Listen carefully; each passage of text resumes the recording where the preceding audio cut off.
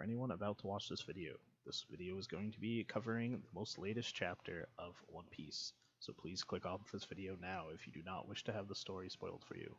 You have been warned. Have a great day. Hello everyone, and welcome to my first One Piece chapter review, where I'll be reviewing chapter 981 of One Piece. The first thing I would like to talk about is this beautiful cover page. Although a basic use of art theory, I love contrasting colors, and the uses of blues and oranges are one of my favorite examples. Reminds me of fond memories of playing the original Castlevania on the NES, which is why I subconsciously probably started liking the use of these color combinations. But I just love how bright and flashy they are, without feeling like they're overbearing. When the chapter opens up, we are greeted to a clash between Apu and Captain Kidd.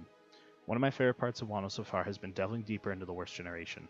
I've been wanting to see more interactions between them since Sabaody, and the bulk of the New World has mostly only teased such interactions through the Luffy Law Alliance, Beige while we were on Whole Cake, and other brief scenes involving the other members, so that part of Wano has been one of the best features for me.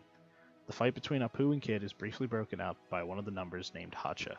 I don't have much to say about Hacha for now, but a comment from Kidd that made me curious is when he commented that he looked even bigger than a giant.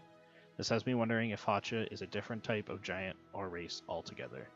Perhaps his size was tampered when artificially similar to the Kids from Pike Hazard. As Luffy, Zoro, Kid, and Killer begin to make a break for the castle, it is revealed an easy counter to Apu's ability is to cover one's ears. While this seems like an easy workaround for now, I'm curious to see where this could be further explored in a future fight with Apu. While shutting off one's hearing might seem like an easy way to counter Apu's ability, it also shuts off one of the key human senses. So if you're not used to having your hearing shut off, I'm sure there are ways Apu can take advantage of his foes disabling their own hearing. We cut to a scene with Big Mom with only her silhouette visible. She appears to be talking to her crew, presumably on a Den Den Mushi. She seems a bit impatient to be in touch with her crew and wanting a status update. The most interesting part of this conversation is how she seems to be hung up on them talking about the port.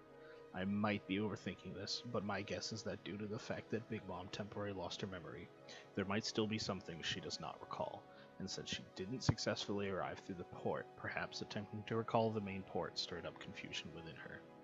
Later in the chapter, we see her and Chopper lock eyes, and what I find most interesting is that while Chopper looks terrified, Big Mom's face, to me, lacks any real hostility. This has me ponder the possibility of her amnesia returning, but I do think, once again, overthinking this to be the stronger possibility. Regardless, it does have me excited to read the next chapter to know for sure. And the last and most exciting thing for me that I'd like to talk about is the return of Marco the Phoenix, and him denying entry into Wano by Big Mom's crew, further postponing their arrival during a very important battle for them.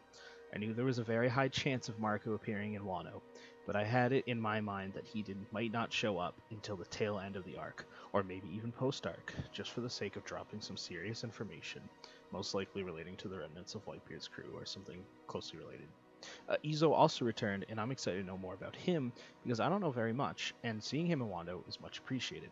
My favorite thing about reintroducing a couple of Whitebeard's former crew is that Ace is briefly brought up at the start of the arc through Tama, so once we hit the resolution of the arc, there's a good chance to discuss Ace with Tama again, potentially get a little more information that we didn't have before, but more importantly would be seeing Tama get closure and be able to accept and move on past Ace's death. So, those are my thoughts on this week's chapter. I thought it was a great chapter, and I'm glad the first chapter I revealed was one that had a lot for me to talk about.